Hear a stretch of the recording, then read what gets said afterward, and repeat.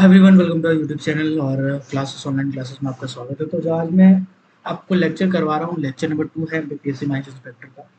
अगर आप लगातार क्लासेस कर रहे हैं बहुत अच्छी बात है, अगर नहीं कर रहे हैं, अगर आप ज्वाइन करना चाहते हैं तो एमपी पीएससी माइंस इंस्पेक्टर का बैच ऑलरेडी चल रहा है, इसको आप ज्वाइन कर सकते हैं। इसको ज्वाइन करने के लिए आपको मेरे व्हाट्सएप नंबर 6200670155 पे मैसेज करना है। इसमें टेक्निकल पोर्शन पूरा मैं कवर करूंगा, नॉन टेक पोर्शन आपको गाइड कर दूंगा, अलग अलग टीचर के वीडियो लेक्चर प्रोवाइड करा दूंगा। तो एमपीपीसी माइंस इंस्पेक्टर का बैच अगर आप ज्वाइन करना चाहते हैं तो इस व्हाट्सएप नंबर पर मैसेज कीजिएगा। वन टाइम फी है 880 रुपये, जो कि जब तक रिजल्ट ना आए तब तक के लिए आपका फ्री है। आपके पास अभी इनफ टाइम है, आप चाहे तो ज्वाइन कर सकते हैं। चलिए आते हैं डायरेक्टली टॉपिक के ऊपर। तो बेसिकली आज हम लोग क्या पढ़ाने वाले हैं, आज हम लोग पढ़ाने वाले हैं structure of the earth. Structure of earth ये वीडियो लेक्चर 2 है, यानी कि लेक्चर नंबर 2 है। लेक्चर नंबर 1 अगर आप नहीं देखे हैं जाकर देख लीजिएगा, यूट्यूब में अवेलेबल है, ओपन टू ऑल है। चलिए स्ट्रक्चर ऑफ अर्थ के बारे में हम लोग बात करते हैं। तो बेसिकली जो हमारा अर्थ है, इस अर्थ का अगर हम रेडियस को देखें, ठीक है, अगर हम अर्थ का रेडियस को देखेंगे तो ये कितना हो जाएगा, 6371 किलोमीटर। ठीक है, 6371 किलोमीटर। अगर हम इसका डायमीटर की बात करें तो डायमीटर के लिए हमको क्या करना है, 12,742 मान के चलना है। ठीक है, 12,742 किलोमीटर बेसिकली मान के चलना है। ठीक है, यहाँ पे हम प्रीवियस क्लास में एक बात बताए थे आपको। प्रीवियस क्लास में हम क्या बोले थे, ठीक है, ये आपका हो जाएगा 12,742 किलोमीटर। प्रीवियस क्लास में एक चीज आपको बताया था कि भैया जो अर्थ होता है, अर्थ का दो पोल, एक नॉर्थ पोल हो गया, एक साउथ पोल हो गया। अगर इस लाइन को आप मिलाते हैं और इसका डायमीटर नापते हैं तो 12,710 किलोमीटर होता है, जिसको हम लोग पोलर डायमीटर बोलते हैं। क्या बोलते हैं, पोलर डायमीटर बोलते हैं। इसी के बाद हमने ये भी बताया था कि अगर आपका जो अर्थ है उसके दूसरे वाले जो लाइन है, जैसे ईस्ट है और वेस्ट है, अगर इसको आप मिला के मापते हैं तो ये बेसिकली क्या कहलाता है, ये आपका इक्वेटोरियल लाइन कहलाता है। ठीक है, या इक्वेटोरियल डायमीटर कहते हैं इसको। तो जब आप इक्वेटोरियल डायमीटर निकालते हैं तो 12,755 किलोमीटर होते हैं। आप अगर माइनस करेंगे तो 45 किलोमीटर का अंतर आ जाता है। यानी कि जो इक्वेटोरियल होता है ये ज्यादा होता है, इक्वेटोरियल ज्यादा होता है, कितना, 45 किलोमीटर ज्यादा होता है। तो सवाल ये है कि यहाँ पे 17,000 12,710 है, यहाँ पे 12,755 है, लेकिन हम ले कितना रहे हैं, 12,742। ये आपका डायमीटर ऑफ अर्थ हम मान के चल रहे हैं। ऐसा क्यों, क्योंकि ये दोनों के डाटा में वेरिएशन होने के कारण हम इसका एक एवरेज निकालते हैं, 30-55 का एवरेज निकालते हैं, तो कुल मिलाकर के हमारा 42 के आसपास हम मान के चलते हैं। ठीक है, तो ये हमारा डायमीटर ऑफ अर्थ है। डायमीटर ऑफ अर्थ और हमारा रेडियस कितना हो जाएगा, उसका आधा, 6,371 किलोमीटर हमको रेडियस मान के चलना होता है। ठीक है, हमारा रेडियस कितना हो जाएगा आपका, तो 6,371 किलोमीटर हमारा रेडियस हो जाता है। चलिए यहाँ तक आपका आई होप क्लियर हो जाएगा। अब जो हमारा अर्थ है, अर्थ में मेजरली 3 लेयर होते हैं। आप बचपन में भी पढ़े होंगे, बचपन का मतलब कॉलेज में भी पढ़े होंगे। सबसे अंदर वाला को हम लोग कहते हैं कोर, उसके बाहर वाला को हम लोग कहते हैं मेंटल, MENTL। ध्यान दीजिएगा, MENTL मत बोलिएगा, मेंटल मतलब पागल होता है, पागल अलग है, ये मेंटल अलग है, MENTL वाला मेंटल अलग है। इसके बाद सबसे बाहर वाला होता है, इसको हम लोग बोलते हैं क्रस्ट। अब इसके बाद इसमें अलग अलग क्लासिफिकेशन, अलग अलग डिवीजन है, कहाँ पे पी वेव पाया जाएगा, कहाँ पे एस वेव पाया जाएगा, कहाँ पे एल वेव पाया जाएगा, कहाँ पे आपका अलग अलग डिसकंटिन्यूटी पाया जाएगा, कोना डिसकंटिन्यूटी, मॉर्गेलिक डिसकंटिन्यूटी। ये कई बार पूछा हुआ है, सबका डेप्थ कितना होता है, हजारों बार इससे रिलेटेड क्वेश्चन माइंस इंस्पेक्टर के हर परीक्षा में पूछा हुआ है। इसलिए स्ट्रक्चर ऑफ द अर्थ आपको बहुत अच्छे से समझना करना जरूरी है। तो पहले हम लोग एक बेसिक शेप लेके चलते हैं। तो ये हमारा अर्थ है। तो हम अर्थ का एक रेडियस उठाते हैं और रेडियस को देखते हैं, उससे हमको अर्थ का लेयर का पता लगेगा। ठीक है, तो हम क्या करते हैं, एक लेयर लेके चलते हैं। तो अगर हम मान के चलते हैं ये हमारा क्या है, ये हमारा अर्थ का एक रेडियस। इसमें इसका लंबाई कितना हो जाएगा, इसका लंबाई इसका हो जाएगा 6,371 किलोमीटर। ठीक है, ये हमारा क्या हो जाएगा, ये हमारा रेडियस हो जाएगा। तो यहाँ तक आपको क्लियर है, ये हमारा रेडियस है। ठीक है, अब अलग अलग लेयर पाए जाते हैं और हर अलग अलग लेयर में अलग अलग पदार्थ पाए जाते हैं, अलग अलग चीज पाए जाते हैं। ठीक है, जैसे अगर हम बात करते हैं क्रस्ट का, सबसे पहले बात करते हैं हम इसका क्रस्ट का। ठीक है, तो क्रस्ट को हम क्या करते हैं, ऐसे बांटे, ये हमारा क्रस्ट हो जाएगा। इसके बाद दूसरा सेक्शन हमारा मेंटल हो जाएगा और तीसरा वाला हमारा कोर हो जाएगा। अगर हम इसको बात करते हैं, ये हमारा कोर है, ये हमारा मेंटल है और ये हमारा क्या है, ये हमारा क्रस्ट है। ठीक है, ओके। अब अभी ऐसा है कि अगर आपसे पूछा जाएगा कि बताओ सबसे ज्यादा डायमीटर किसका होता है, तो सबसे कम होता है सबसे पहले क्रस्ट का, कितना होता है, लगभग 33 किलोमीटर। थिकनेस अगर हम बात करेंगे क्रस्ट का, थिकनेस की बात करें अगर क्रस्ट का, इसे नोट करते जाइएगा तो ज्यादा अच्छा रहेगा। 33 किलोमीटर का थिकनेस होता है हमारा क्रस्ट का। इसके बाद अगर हम मेंटल की बात करें तो अप टू मेंटल 2900 किलोमीटर होता है, अप टू मेंटल। तो 2900 में आपको क्या करना पड़ेगा, माइनस पड़ेगा, यहाँ पे आपको थोड़ा सा जोड़ घटाव करना पड़ेगा, ठीक है, क्योंकि किताब में डायरेक्ट दिया हुआ नहीं है। तो कुल मिला करके अगर हम थिकनेस पूछे, थिकनेस और मेंटल की बात करें, पूरा मेंटल का थिकनेस की बात करें तो कितना हो जाएगा, 2867 किलोमीटर, ठीक है।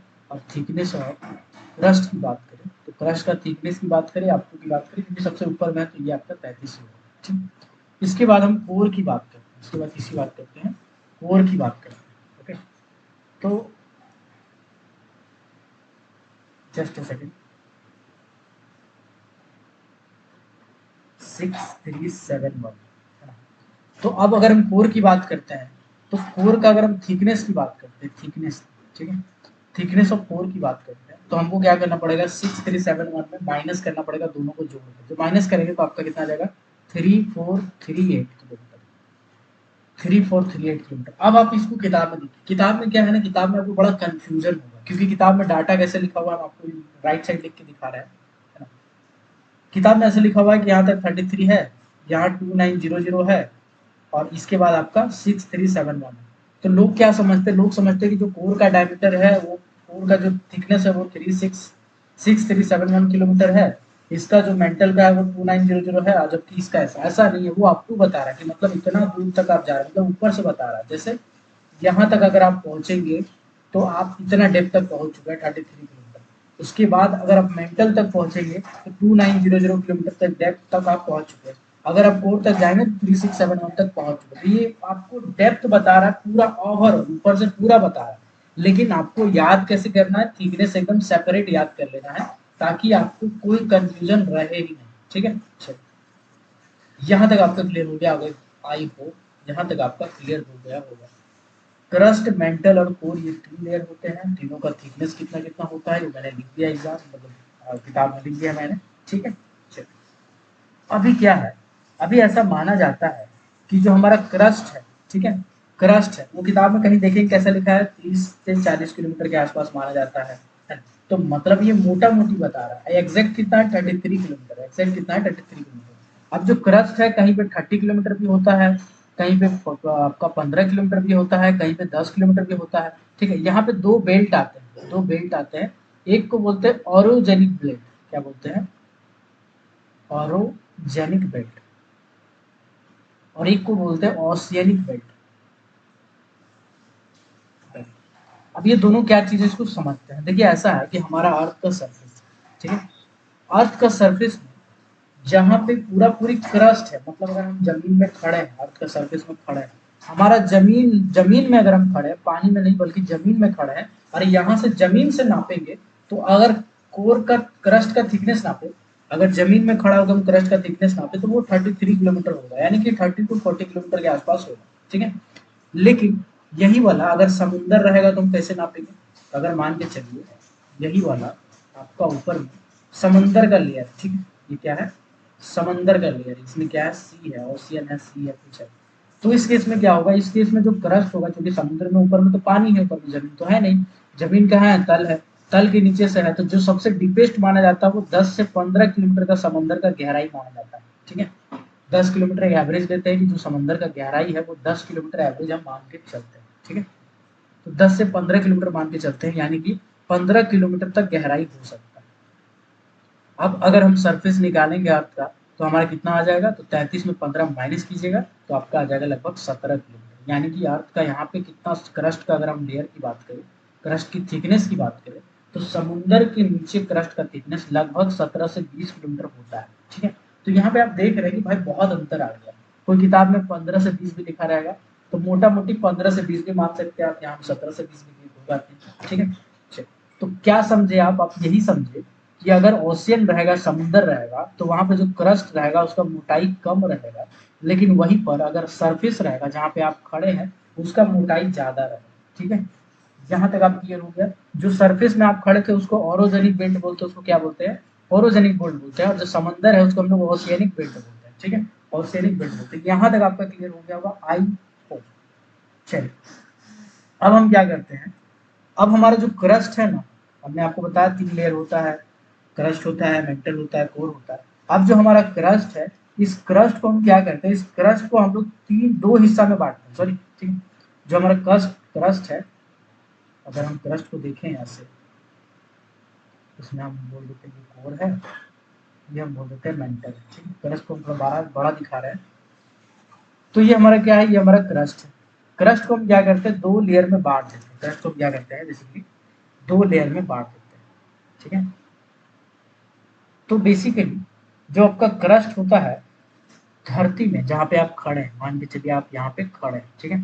तो आप जहाँ पे खड़े हैं वहां से 11 किलोमीटर नीचे, लगभग कितना दूर, 11 किलोमीटर, 1 किलोमीटर नीचे एक आपको डिसकंटिन्यूटी मिलता है, डिसकंटिन्यूटी मिलता है, ठीक है। इस डिसकंटिन्यूटी को क्या बोलते हैं, इसको बोलते हैं कोनार्ड डिसकंटिन्यूटी, कोनार्ड डिसकंटिन्यूटी बोलते हैं इसको, ठीक है।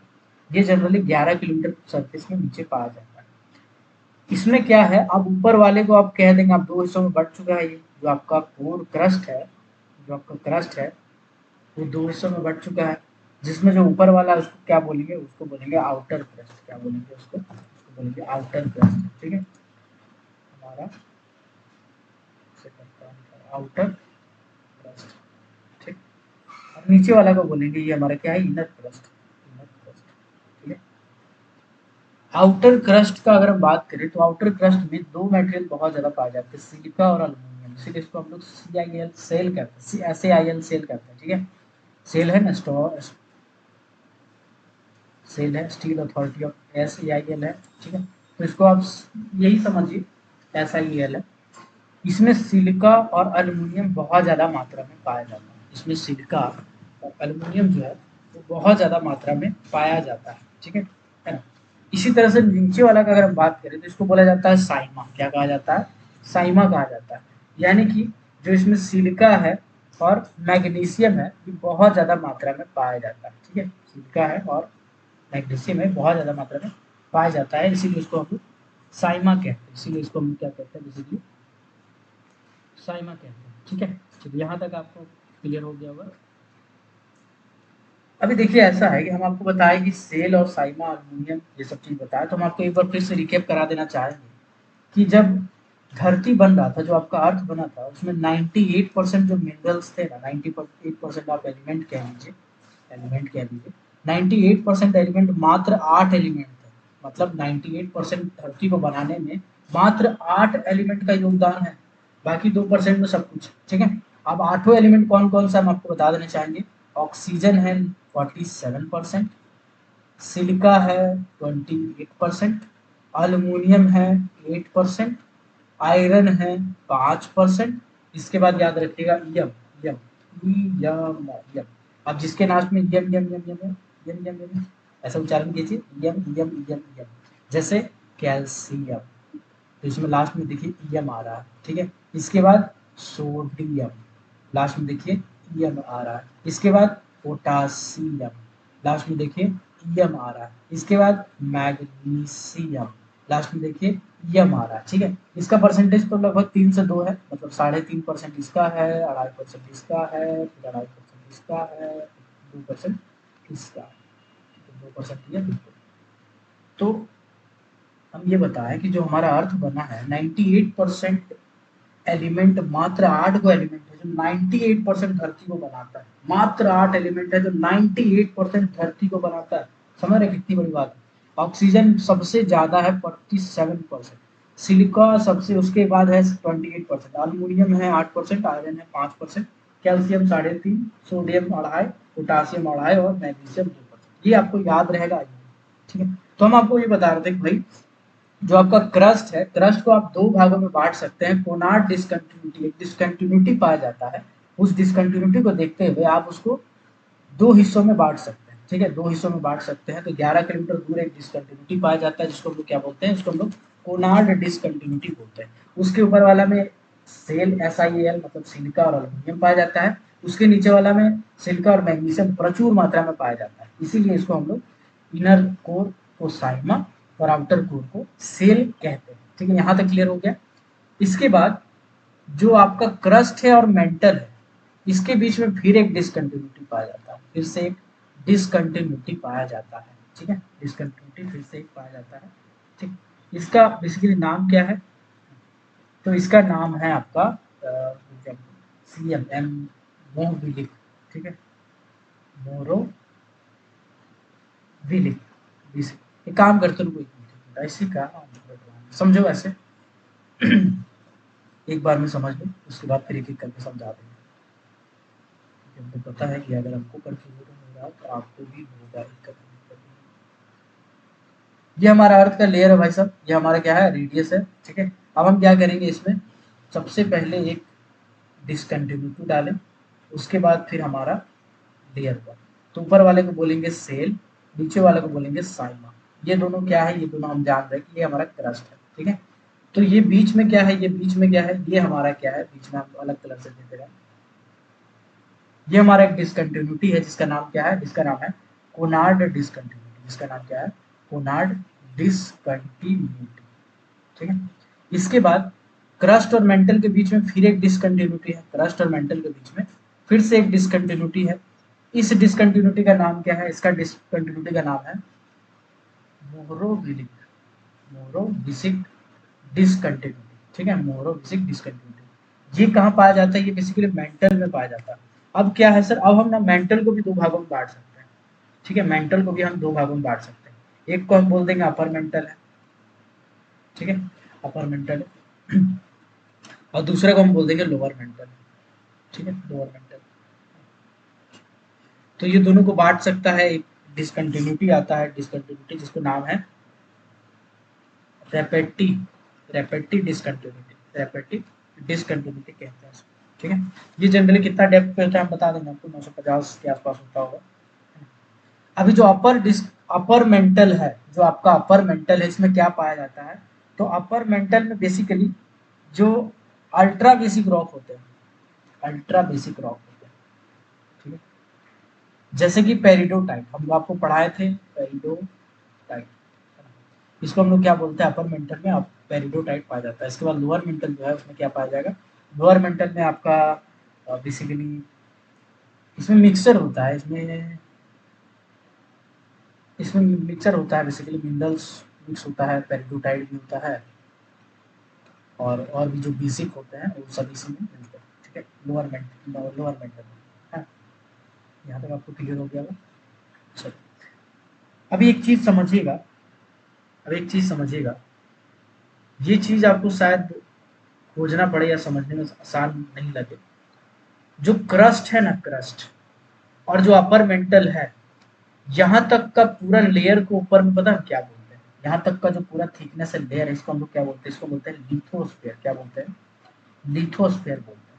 क्योंकि जो हमारा अपर मेंटल होता है ना, ये कुछ कुछ लिक्विड होता है, कुछ कुछ लिक्विड प्लस सॉलिड का मिक्सचर होता है। ऊपर वाला तो पूरा सॉलिड है, ये क्या है? ये पूरा सॉलिड है। ये क्या है? ये पूरा सॉलिड है। लेकिन जो लोअर मेंटल होता है ना, ये मोल्टेन स्टेट में होता है। मोल्टेन स्टेट का मतलब होता है गला हुआ स्टेट। ठीक है, मैग्मा टाइप, है ना? तो ये हमारा लोअर मेंटल मोल्टेन स्टेट में होता है। तो अपर मेंटल से लेकर के सरफेस तक, ठीक है, मतलब upper mantle plus crust, crust में पूरा क्रस्ट बराबर क्या हो जाएगा? लिथोस्फेयर। क्या हो जाएगा? लिथोस्फेयर हो जाएगा। तो लिथोस्फेयर कई बार परीक्षा में पूछा गया है। ठीक है, यहाँ तक आपको क्लियर हो गया होगा, है ना? चलिए, अब एक टर्म आता है स्टेनोस्फेयर, एक टर्म आता है स्थेनोस्फेयर। तो जो लोअर मेंटल होता है ना, इसी को बोलते हैं स्थेनोस्फेयर। क्या बोलते हैं इसको? अस्थेनो स्थेनोस्फेयर बोलते हैं। स्थेनोस्फेयर क्या होता है? बेसिकली ये मोल्टेन स्टेट में होता है। मोल्टेन स्टेट में बेसिकली ये पाया जाता है। और इसमें क्या होते हैं? एस वेव जो होते हैं वो घट जाते हैं, पी वेव जो होते हैं वो ज्यादा होते हैं। ठीक है, पढ़ाएंगे हम आपको पी वेव, एस वेव और एल वेव तीनों पढ़ाएंगे, डोंट वरी। अभी फिलहाल इतना मान के चलिए, हम आपको क्या बताया? सबसे ऊपर में सेल है। सेल कितना किलोमीटर दूर पाया जाता है? तो 11 किलोमीटर दूर एक डिस्कंटिन्यूटी है, वहां तक सेल मिलता है। उसके बाद आपका साइमा है, साइमा मतलब सिलिकॉन और मैग्नीशियम, ये भी क्रस्ट का एक पार्ट है। उसके बाद फिर एक डिस्कंटिन्यूटी मिलता है, इसको मोबिलिक डिस्कंटिन्यूटी बोलते हैं। इसका अपर मेंटल में पाया जाता है बेसिकली। उसके बाद अपर मेंटल आता है, फिर lower mental. Upper mantle lower mental को भी बांटता है जो है रेपिटेड डिस्कंटिन्यूटी। अपर मेंटल में लिक्विड और सॉलिड दोनों होता है। तो अपर मेंटल से ऊपर तक का जो सरफेस है उसको हम लोग लिथोस्फेयर बोलते हैं, और लोअर मेंटल को हम लोग अस्थेनोस्फेयर बोलते हैं। यहाँ तक आई होप आपका क्लियर हो गया होगा, यहाँ तक आपका क्लियर हो गया होगा आई होप। ठीक है, चलिए इसके बाद अब फिर से डिसकंटिन्यूटी आता है। अब फिर से डिसकंटिन्यूटी आता है जो कि मेंटल और कोर को अलग करता है। इस डिसकंटिन्यूटी का क्या नाम है? इस डिसकंटिन्यूटी का नाम है गटनबर्ग, गटनबर्ग विचार्ड।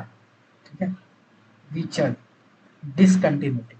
इसका क्या नाम है? गटनबर्ग विचार्ड डिसकंटिन्यूटी नाम है। ठीक है, तो ये बेसिकली कहाँ आता है? तो ये मेंटल और कोर के बीच में आता है, मेंटल और कोर के बीच में आता है आपका गटनबर्ग विचार्ड डिसकंटिन्यूटी। यहां तक आई होप आपका क्लियर हो गया होगा। ठीक है, अभी इसके बाद क्या है ना, इसके बाद जो आपका कोर है, कोर भी दो भागों में डिवाइड हो जाता है। एक हो जाता है इनर कोर और एक हो जाता है आउटर कोर। क्या हो जाता है? इनर कोर और आउटर कोर। यहाँ पे एक डिसकंटिन्यूटी आता है जो दोनों को बांटता है। ठीक है, उसको क्या बोलते हैं? इसको बोलते हैं लेहमैन।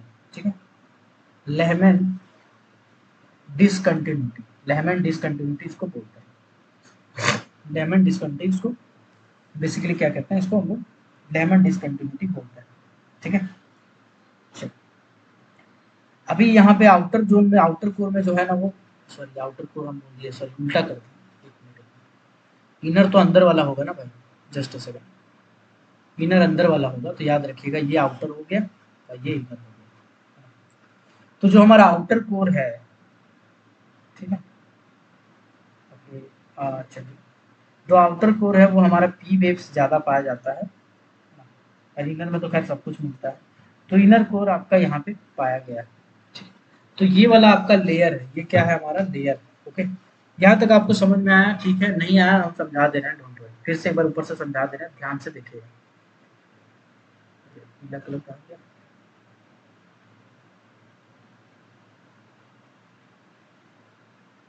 जस्ट अ सेकंड, चलिए समझिएगा। सबसे ऊपर में क्या है? सबसे ऊपर में हमारा पाया गया है अर्थ का क्रस्ट। क्रस्ट, क्रस्ट का हम आपको थिकनेस बताएं थोड़ा देर पहले। अगर ऊपर में देखेंगे तो पहले हम थिकनेस बताएं क्रस्ट का। क्रस्ट का थिकनेस कितना बताया? 33 किलोमीटर बताया। ठीक है, इसके बाद हमारा पूरा पूरी मेंटल था, इसके बाद हमारा पूरा पूरी कोर था। ठीक है, अब जब जब कोई कोई चीज बांटेगा, पहले तो एक डिस्कंटिन्यूटी यहाँ दोनों में आएगा। ठीक है, इसके बाद क्या है? क्रस्ट भी दो हिस्सा में बटेगा, मेंटल भी दो हिस्सा में बटेगा, और कोर भी दो हिस्सा में बटेगा। ये आपको समझ में आ गया। जो क्रस्ट है इसमें ऊपर वाला क्या कहलाएगा? ऊपर वाला कहलाएगा सेल, सेल कहलाएगा। नीचे वाला साइमा कहलाएगा। सेल और साइमा क्यों कहलाएगा? क्योंकि इसमें सिलिकॉन और एल्यूमिनियम पाया जाता है, और इसमें सिल्फम और मैग्नीशियम पाया जाता है। जो मेंटल है, मेंटल भी आपका आउटर मेंटल और इनर मेंटल में बटेगा। ठीक है, मेंटल भी आपका आउटर मेंटल और इनर मेंटल में बटेगा। ठीक है, चलिए इसके बाद यहाँ पर बीच में भी डिसकंटिन्यूटी है। तो पहले हम क्या करते हैं? जितना भी डिसकंटिन्यूटी है उसको एक सिंपल नाम से समझाने का कोशिश करते हैं। हम कोशिश करते हैं कि उसको हम रटवा दें ट्रिक से, या जो भी हो, देखते हैं। तो डिसकंटिन्यूटी बहुत बार पूछा है, डेप्थ बहुत बार पूछा है, थिकनेस बहुत बार पूछा है। इससे रिलेटेड एक सवाल रहता ही है जनरली, तो इसको जरूर देख लीजिए। और चूंकि आपका जियोलॉजी का सिलेबस हट चुका है बहुत ज्यादा, इसीलिए ज्यादातर ज्यादा और ज्यादा इंपॉर्टेंट हो जाता है। ठीक है, तो जो क्रस्ट है, क्रस्ट है और सॉरी जो सायर सेल है और साइमा है, इसके बीच में जो डिसकंटिन्यूटी है उसको बोलते हैं कोनार्ड डिसकंटिन्यूटी। ठीक है, इसके बाद जो अपर मेंटल, मेंटल है और क्रस्ट है, इसके बीच में जो डिसकंटिन्यूटी है उसको बोलते हैं मोनोरोविक डिसकंटिन्यूटी। ठीक है, इसके बाद जो अपर मेंटल और लोअर मेंटल के बीच में है, इसको हम लोग क्या बोलते हैं? इसको हम लोग बोलते हैं रैपिडी। क्या बोलते हैं?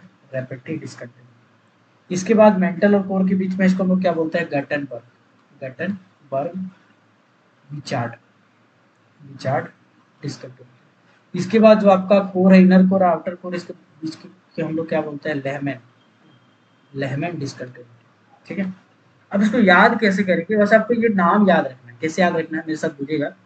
सीएम रघुवर दास, सीएम, सॉरी दास नहीं कहेंगे, सीएम रघुवर दास। ठीक है, ओके,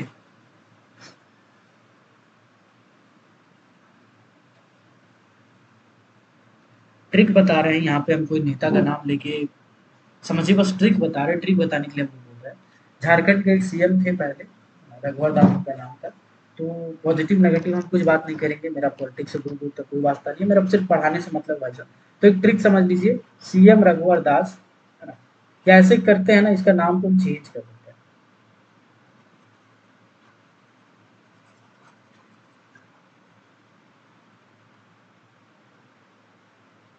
सीएम राम गोपाल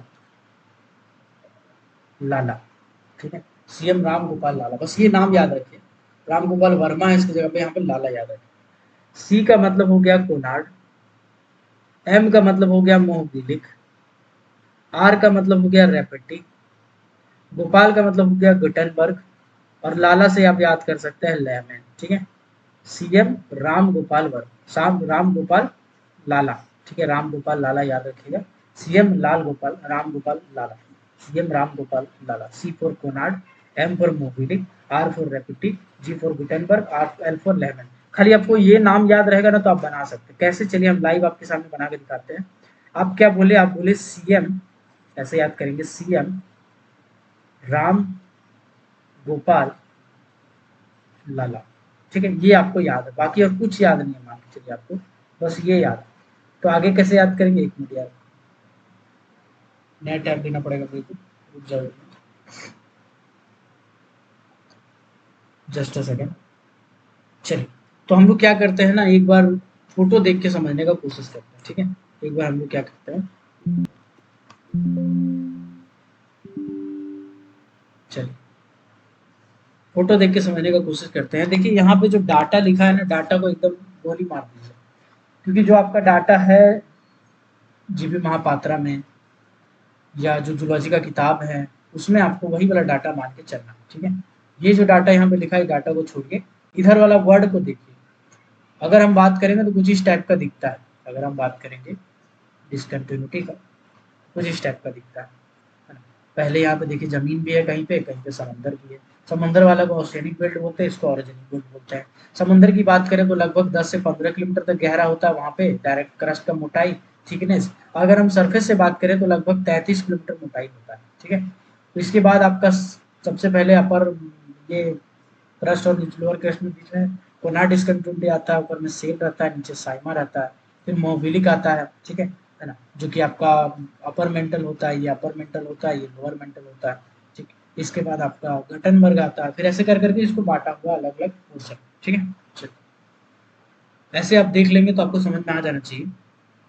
अब लोग डायरेक्टली किताब में चलते हैं यार, क्या क्या बोल रहा है, एक मिनट रुको, थोड़ा सा रुक जाओ, थोड़ा सा पेशेंस रखो भाई,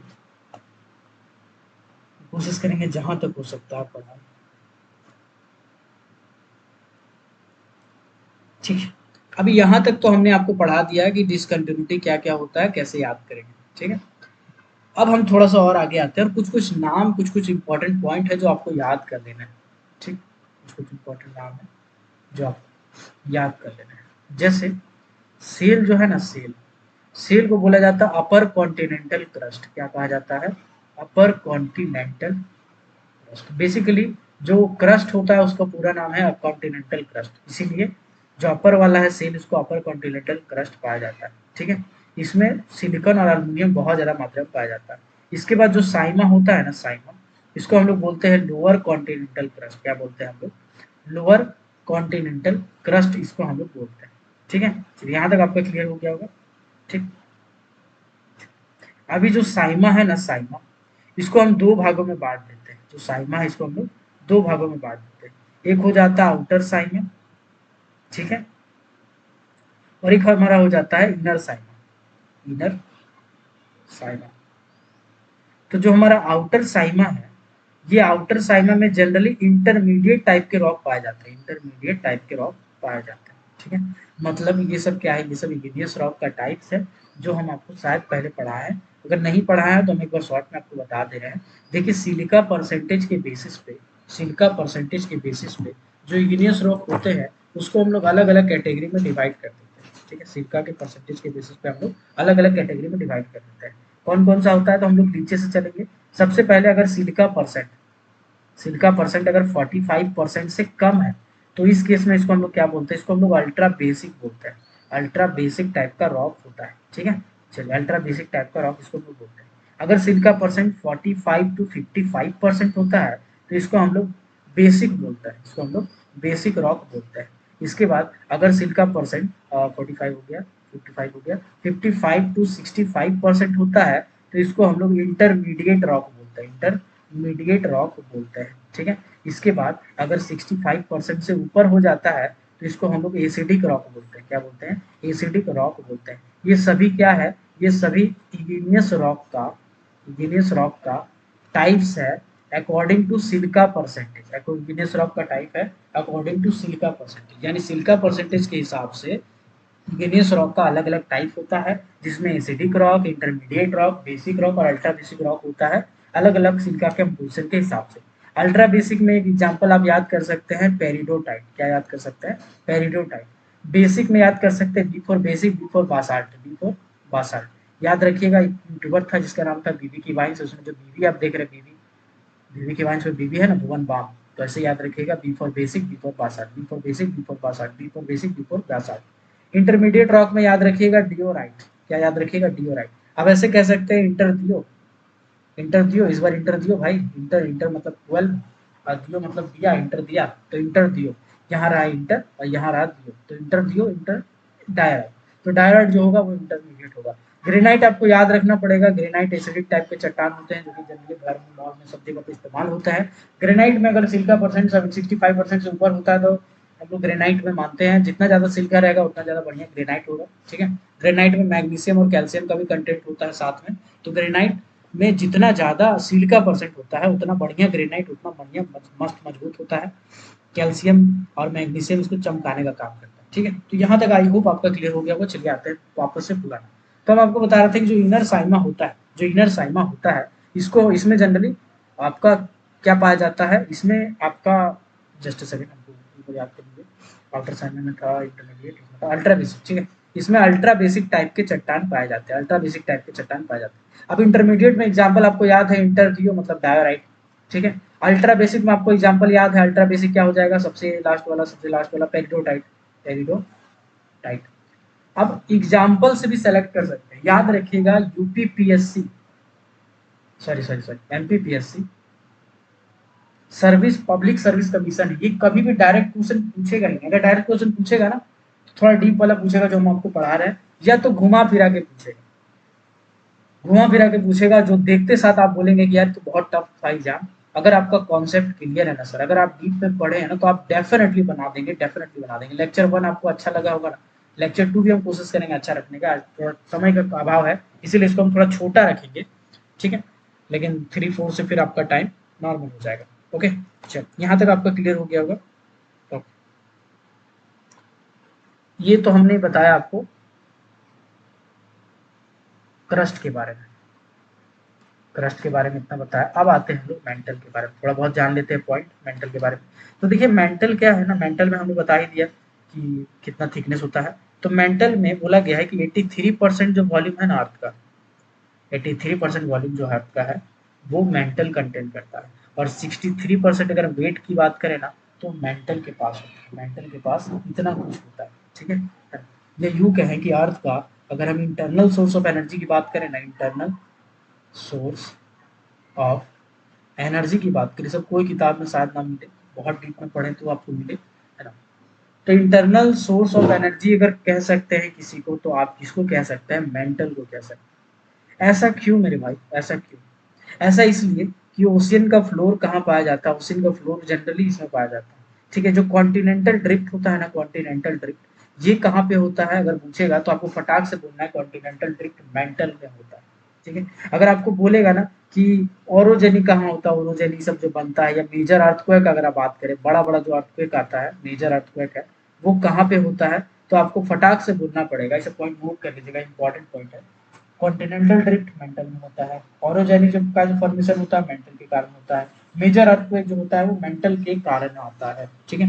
तो मेंटल में टेक्टोनिक मूवमेंट भी चलता रहता है, टेक्टोनिक मूवमेंट भी चलता रहता है, ठीक है। चलिए, इससे रिलेटेड दो वर्ड भी था, स्टेनोस्फेयर और लिथोस्फेयर, ये दोनों भी आपको याद होना बहुत जरूरी है, ठीक है। यहाँ तक आपको क्लियर हो गया होगा आई होप। ठीक है। चलो बहुत अच्छे, अब बढ़ते हैं थोड़ा आगे। ठीक है, अब थोड़ा कोर के बारे में कुछ पॉइंट है उसको भी नोट कर लें। कोर में हम लोगों ने इंटर क्या बोला, कोर में हम लोगों ने जनरली दो टाइप में बांटा। क्या बोला कि एक तो आउटर कोर हो गया, एक तो इनर कोर हो गया। लेकिन आप कुछ कुछ किताब देखेंगे ना, उसमें तीन भाग में बांटा है, और कोर को जो है वो तीन सेक्शन में डिवाइड किया है। कोर अगर आप देखेंगे तो उसको बेसिकली तीन सेक्शन में डिवाइड किया है। तो वहां पे आप देख के बोलेंगे सर आप तो गलत पढ़ा दिए। अरे यार, समझो ना, तीन भाग में बांटा है। तीनों भाग कौन कौन सा है? सबसे पहले तो आउटर कोर हो जाएगा, ठीक। उसके बाद आपका आपके बाद मिडिल कोर हो जाएगा। उसके बाद आपका इनर कोर हो जाएगा, ठीक है ना। आउटर कोर में ज्यादातर जो फ्लूइड होते हैं वो होमोजीनियस होते हैं, होमोजीनियस, ठीक है। इसमें बेसिकली क्या है, इसमें आउटर कोर में क्या है, आउटर में कोर में पूरा पूरा फ्लूइड है। फ्लूइड का मतलब पानी जैसा है सब कुछ, सब कुछ वहाँ पानी जैसा लिक्विड लिक्विड लिक्विड लिक्विड है। मिडिल कोर की बात करेंगे तो सेमी फ्लूइड है। क्या है? सेमी फ्लूइड है मिडिल वाला कोर। और इनर कोर की अगर हम बात करेंगे ना, तो इनर कोर में बेसिकली इसमें नाइफ होता है, नाइफ का ना, इसीलिए ये सॉलिड टाइप का होता है, सॉलिड टाइप। अभी देखिएगा, नाइफ का मतलब क्या हो गया, नाइफ का मतलब हो गया निकेल, और एफ का मतलब हो गया आयरन, है ना। तो निकेल और आयरन इसमें पाया जाता है इनर कोर में। इनर कोर में निकेल और आयरन पाया जाता है, इसीलिए इसे नाइफ कहते हैं, नाइफ या फिर चाकू। तो ऐसा ऐसा क्वेश्चन पूछेगा, इतना डीप में पूछेगा, बिल्कुल पूछेगा, क्योंकि एमपीपीएससी का इंस्पेक्टर का एग्जाम है। तो लोकल सरदार ओवरमैन या इस टाइप का छोटा पोस्ट का एग्जाम नहीं है, इसीलिए आपको थोड़ा डिटेल में पढ़ना पड़ेगा। नाइफ कहाँ पाया जाता है? तो इनर कोर में पाया जाता है। सॉलिड स्टेट में कौन सा होता है? इनर कोर और क्रस्ट होता है, ठीक है। मिडिल कोर क्या होता है? सेमी फ्लूइड टाइप का होता है, ठीक है। मिडिल कोर क्या होता है? सेमी फ्लूइड टाइप का होता है ना। और इसको हम लोग ट्रांजिशन लेयर कहते हैं, ट्रांजिशन लेयर कहते हैं इसको। उसके बाद जो आउटर कोर होता है, इसमें पूरा पूरी फ्लूइड होता है, ये होमोजीनियस होता है। होमोजीनियस का मतलब एक दूसरे से अच्छे से घुल जाता है, जैसे चीनी और पानी अच्छे से घुल जाएगा तो उसको हम होमोजीनियस बोलेंगे, ठीक है। चलिए यहाँ तक क्लियर हो गया आपका। अब हम क्या करते हैं, अब हम एक बार में आपको सबका डिस्टेंस बता देते हैं, सबका दूरी बता देते हैं, ठीक है। जैसे सबसे पहले क्या था, एक डिसकंटिन्यूटी था जिसको हम लोग बोलते थे कोनार्ड। ये 11 किलोमीटर था, ठीक है। उसके ऊपर वाला को सेल और नीचे वाला को साइना। इसके बाद फिर एक डिसकंटिन्यूटी था जिसका नाम हमने क्या बताया, सीएमएम पर मतलब ये कितना किलोमीटर में था? ये 33 किलोमीटर डेप्थ पे पाया जाता है, ठीक है। इसके बाद आपका क्या पाया जाता है? इसके बाद आपका ये हो जाएगा आपका आउटर मेंटल और इसका इनर। तो आउटर और इनर को बांटने के लिए फिर आता है एक रैपिड, आता है रैपिड डिसकंटिन्यूटी आता है। ये 950 किलोमीटर के डेप्थ पे पाया गया, ठीक है। इसके बाद आउटर हो गया, इनर मेंटल, यहाँ हम लिख देते हैं। इसके बाद फिर एक डिसकंटिन्यूटी पाया गया है, इसको क्या बोलेंगे? इसको बोलेंगे गटनबर्ग, गटनबर्ग डिसकंटिन्यूटी, 4 डिसकंटिन्यूटी है। अच्छा, ये लगभग 1100 के आसपास में पाया गया है। नहीं, 950 प्लस 2900, सॉरी 2900 किलोमीटर के आसपास में पाया गया है, ठीक है। इसके बाद गटनबर्ग के बाद आपका पाया क्या गया है? इसके बाद आपका पाया गया है एक और डिस्कवरी जिसका नाम है लेहमैन, ठीक है। ये 5300 किलोमीटर के आसपास में पाया गया है, ठीक है। चलो यहाँ तक आपका आई होप क्लियर हो गया होगा। 11 किलोमीटर, 33 किलोमीटर, 950, 2900, 53, ठीक है। ये पूरा डेप्थ आपको पता हो गया होगा। अभी हम कुछ कुछ स्पेशल पॉइंट और बताना चाहेंगे। स्ट्रक्चर ऑफ अर्थ को इतना आसान मत समझिए, जितना हम आपको पढ़ा रहे हैं बस उतना आप कर लेंगे ना, उसका कोई भी किताब में चले जाइए कूद काट के, आपका स्ट्रक्चर ऑफ अर्थ का हर क्वेश्चन बनेगा। चाहे आर के बॉक्सी बनाइए, चाहे आपका महापात्रा साहब का जो ऑब्जेक्टिव का किताब है उसको बनाइए, चाहे वर्मा साहब का किताब बनाइए, चाहे गोखले साहब का किताब बनाइए, कोई भी किताब बनाइए, आपका हर क्वेश्चन बनेगा स्ट्रक्चर ऑफ अर्थ का, ठीक है। देखिए ऐसा है कि जो अर्थ का टेम्परेचर है, प्रीवियस क्लास में हम बताए थे कि जो इनिशियली माना जाता है ना, इनिशियल मतलब जो बना था, इनिशियल टेम्परेचर जब शुरू शुरू मार्च बना था, उसका टाइम, उसका टेम्परेचर था 3900 डिग्री सेंटीग्रेड, 3900, ठीक है। यही वाला अर्थ का टेम्परेचर अगर हम सेंट्रल पार्ट पे चले जाए, सेंट्रल का मतलब होता है कि जो अर्थ है अर्थ के बीचों बीच में चले जाए, वहां पे जो टेम्परेचर होगा ना सेंट्रल पे, सेंट्रल टेम्परेचर इसको बोलते हैं, इसको क्या बोलता है? अर्थ का सेंट्रल टेम्परेचर बोलते हैं। ये कितना है, ये है 6000 डिग्री सेंटीग्रेड। ठीक है, ये कितना है 6000 डिग्री सेंटीग्रेड। अगर हम सेंट्रल प्रेशर की बात करें ना, सेंट्रल प्रेशर, ठीक है, तो सेंट्रल प्रेशर आपका कितना हो जाएगा 392 इंटू 10⁸ बार्स। बहुत ज़्यादा है ये सीजीएस सिस्टम में अगर हम बात करें तो, है ना। ये आपका दिया हुआ है 392 इंटू 10⁸। लेकिन अगर हम एटमोसफेयर की बात करें, एटमोसफेयर की, तो एटमोसफेयर में 1 एटीएम होता है, 1 एटमोस्फेरिक प्रेशर होता है। ठीक है, इसके बाद अगर डेंसिटी की बात करें तो प्रीवियस क्लास में बताया था कि जो अर्थ का डेंसिटी, अर्थ का जो डेंसिटी है वो 5.5 है। ठीक है, इसका यूनिट जो होता है वो ग्राम पर सेंटीमीटर क्यूब होता है। तो ये छिपा हुआ है, समझिए। यही वाला अगर हम अर्थ का सेंट्रल डेंसिटी बोले ना, अर्थ का अगर हम सेंट्रल डेंसिटी ऑफ अर्थ बोले, सेंट्रल डेंसिटी ऑफ अर्थ बोले, मतलब अर्थ के बीच में जो सेंटर वाला पार्ट है, जो बीच वाला पार्ट है, इसका डेंसिटी की बात करें तो बहुत ज्यादा डेंसिटी होता है इसका, 18 ग्राम पर सेंटीमीटर स्क्वायर होता है, सॉरी सेंटीमीटर क्यूब होता है। और एवरेज अर्थ का डेंसिटी की बात करें तो 5.5 होता है। ये आपको पूरा चार्ट लेना है, याद कर लेना है। ठीक है, अगर हम लिथोस्फेयर का मोटाई की बात करेंगे, लिथो नहीं, इसको तो गलत हो जाएगा यार। ठीक है, लिथोस्फेयर स्टेनोस्फेयर हम आपको समझा दिए हैं, उसका थिकनेस अलग अलग किताब में अलग अलग है, इसको बताएंगे तो आप कंफ्यूज हो जाएंगे, कहीं पे 16 दिया है, कहीं पे कुछ दिया है, कहीं पे कुछ दिया है। चल, तो यहाँ तक अगर आपका क्लियर हो गया होगा तो आई होप अब स्ट्रक्चर ऑफ अर्थ आप निकालिएगा, कोई भी किताब का क्वेश्चन उठाइएगा और बनाने का कोशिश कीजिएगा, आपका 100% क्वेश्चन बनेगा। अगर नहीं बनता है तो स्क्रीनशॉट मार के मुझे व्हाट्सएप पे मैसेज कीजिए। चल, आई होप आपके लिए ये काम का होगा। तो एमपीपीएससी का अगर माइंस इंस्पेक्टर का बैच ज्वाइन करना चाहते हैं, आज थोड़ा कम पढ़ा है क्योंकि टाइम का दिक्कत है, तो अगर माइंस इंस्पेक्टर का बैच ज्वाइन करना चाहते हैं तो मेरा व्हाट्सएप नंबर 6200670155 पे मैसेज कीजिएगा, मैं आपको पूरा डिटेल बता दूंगा। कोर्स का फी है 880 रुपया, है ना। ये आपका जब तक रिजल्ट नहीं आएगा तब तक के लिए। टेक्निकल पोर्शन में पूरा पढ़ाऊंगा, नॉन टेक पोर्शन में गाइड कर दूंगा, अलग अलग टीचर का वीडियो लेक्चर दे दूंगा, उसके लिए मैं अलग से चार्ज नहीं ले रहा हूँ टर्न। तो आई होप ये वीडियो आपके काम का होगा। मिलता है अगले क्लास में, तब तक के लिए वीडियो को लाइक कर दीजिए, कमेंट कर दीजिए। मिलता है अगले क्लास में, तब तक के लिए keep watching, keep supporting. Till then, जय।